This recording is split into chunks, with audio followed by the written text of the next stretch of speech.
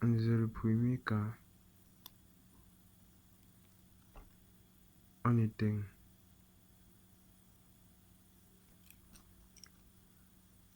E2 et on laisse E1. On cherche I Norton 1. Ça veut dire que le schéma devient un peu plus simple.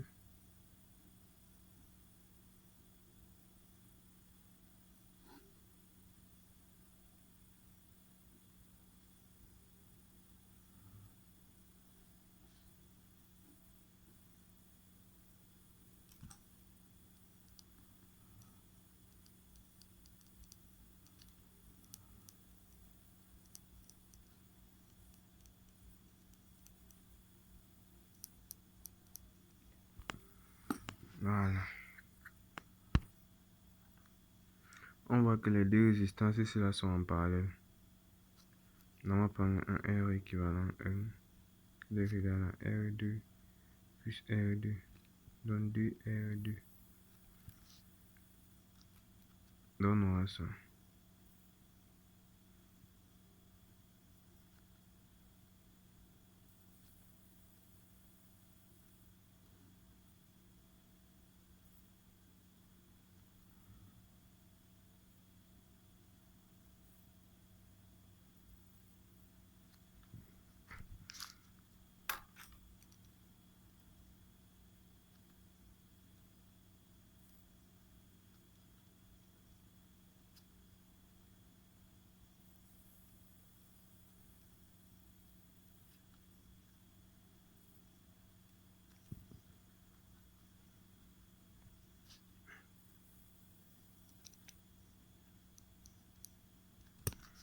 Donc on veut maintenant le courant I Norton qui circule dans la résistance 2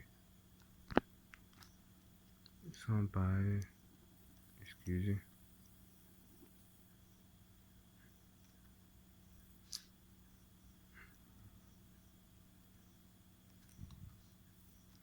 Donc R équivalent 1. R2 en parallèle R2. Et on va appeler ça un R3. Égal à R3.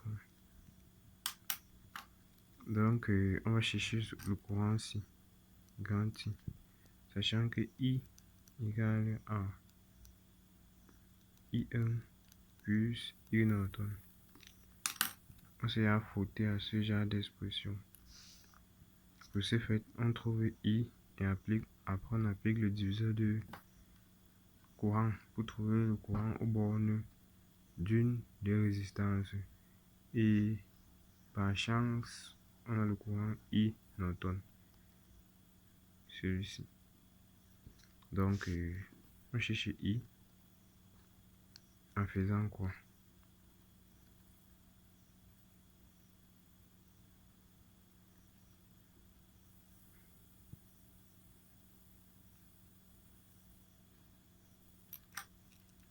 Ça, ce sera R1 en parallèle avec R3.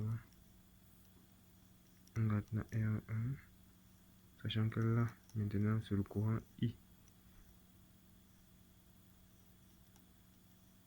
I, c'est le courant qui alimente toute cette branche. Et comme les deux branches sont en parallèle, si j'ai le courant d'alimentation, je peux directement appliquer le diviseur de tension. Le diviseur de courant. D'accord. Nous avons E là.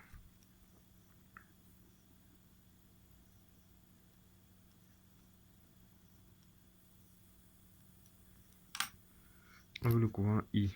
Bon, on a déjà eu à faire ça. I doit juste être égal à... Lorsque vous allez lancer la maille là, vous allez trouver les équations.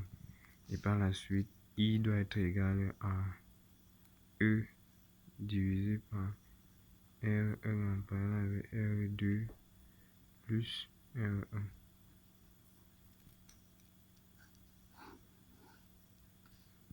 Donc, vous prenez la maille là, on a E moins R1 I moins R1 en parallèle avec R3 le tout multiplié par I égale à 0. Donc, ce qui implique qu'on aura E moins I multiplié par R1 plus facteur de R1 en part avec R2. R3, disons, égale à 0.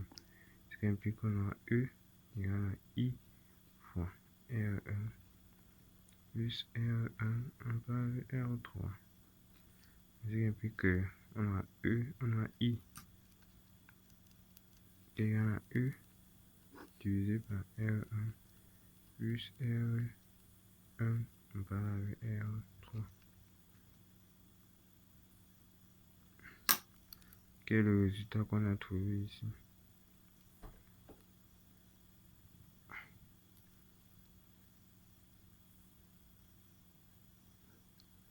Maintenant, une fois que j'ai le courant ici, j'applique le diviseur de tension parce que le courant I vient se diviser dans cette branche et dans celle-ci. Ce qui me permet de trouver I Norton égale courant I fois la résistance équivalente divisé par la résistance concernée qui est R3. Maintenant, mon schéma sera celui-ci.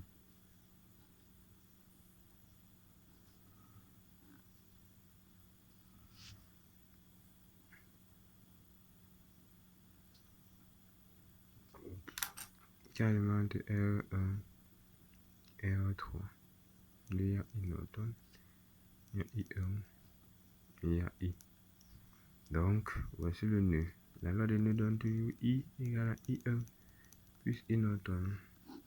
Donc, on n'a rien changé sur le schéma. C'est le même qu'on avait ici. I égale à I1 plus I Norton. Donc, on n'a rien changé. On peut donc dire que la résistance équivalente, c'est R1 en parallèle avec R3. Ce qui nous dit que I Norton, c'est juste égal à I fois, ça c'est I Norton 1. I fois R équivalente, ça fait R1 en parallèle avec R3. Le tout divisé par R3. Voilà notre I Norton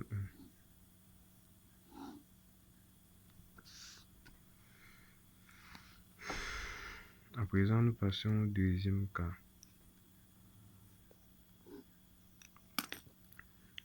Où on éteint maintenant E1 et on laisse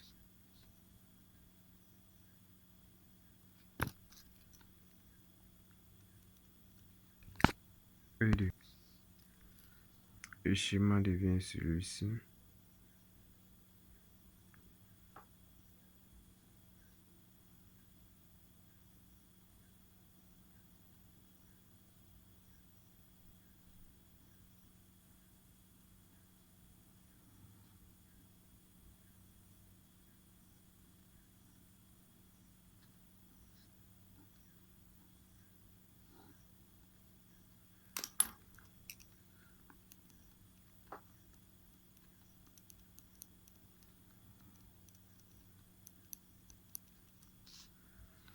Et on cherche ce courant-ci.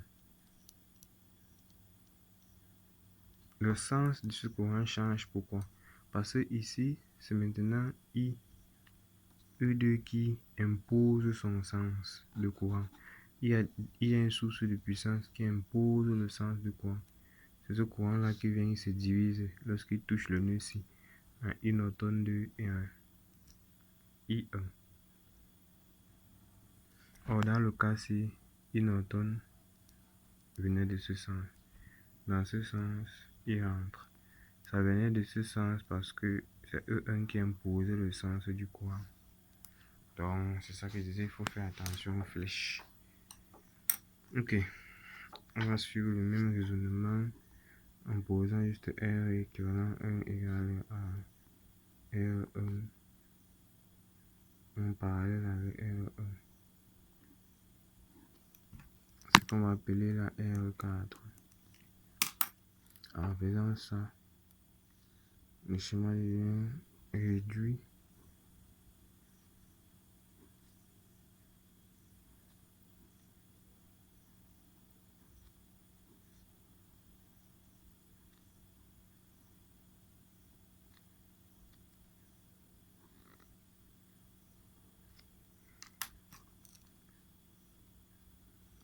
On a R4, on a R2, R2 et E2.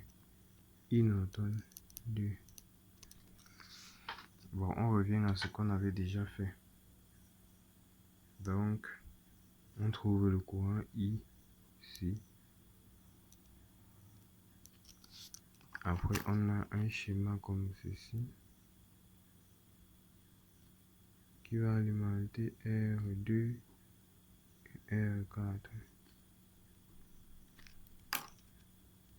Et ici, qu'on va trouver, viendra alimenter un va se diviser en I2, I2 et l'autre en I Norton 2, R4, R2. Donc, avec ce courant, on pourra librement appliquer le diviseur de courant dans ce circuit.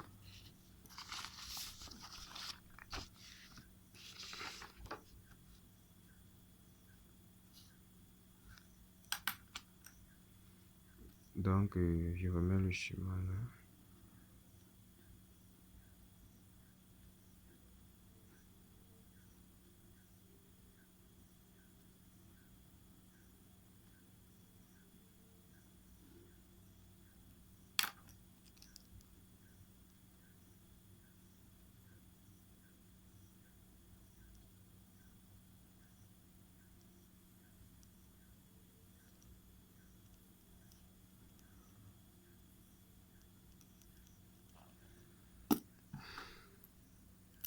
On procède de la même façon. On a I égale à I2 plus I Norton 2. On pose juste R équivalent 2 égale à R4 plus R en parallèle avec R2. Donc on prend les deux résistances ici là en parallèle. Et le schéma devient juste ceci.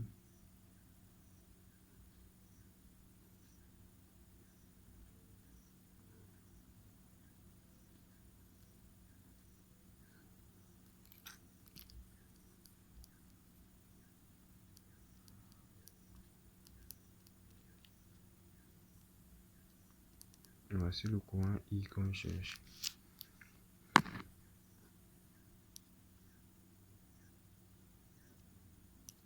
Ici, soit vous lancez les nœuds, vous appliquez la loi d'Ohm. En tout cas, on l'a déjà fait précédemment. On trouve I égale à E sur R4 en parallèle avec R2 plus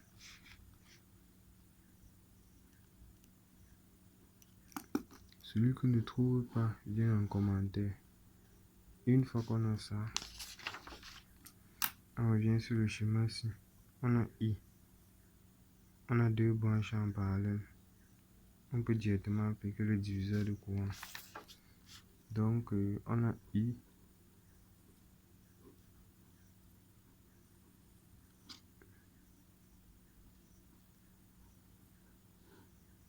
Et on a deux branches en parallèle. Ça, c'est I qu'on venait de déterminer. Qui se divise en I 2 et en I Norton 2. Là, c'est R4. Et là, c'est R2. Le diviseur de courant nous dit qu'on aura I Norton 2 égale à I pour R équivalent divisé par R4. R équivalent étant égal, les deux résistances ici on parle R2 en parallèle avec R4. On récapitule qu'on a I égale à I Norton 2 égale à I pour R2 en parallèle avec R4. Le tout divisé par R4.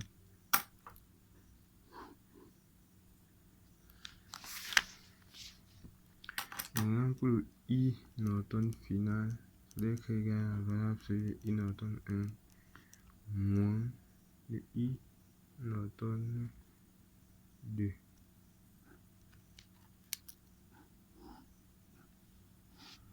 Pourquoi le signe moins? Tout simplement parce que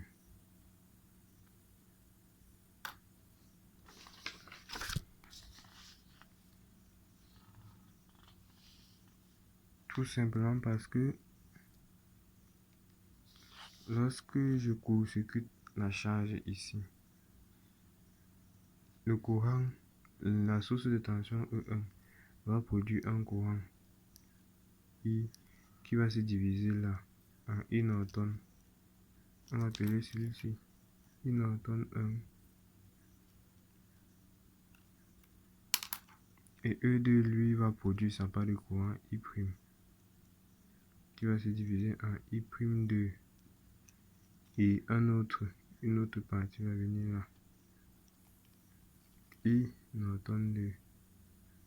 Et on voit que I Norton 1 et I Norton 2 viennent en opposition. Donc, ça sera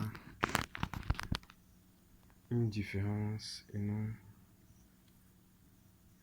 une addition.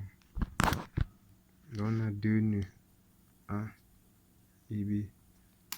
On a I.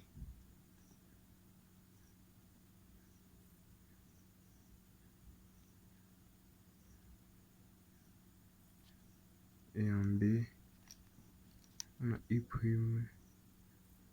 Il y a I2' plus I Norton 2.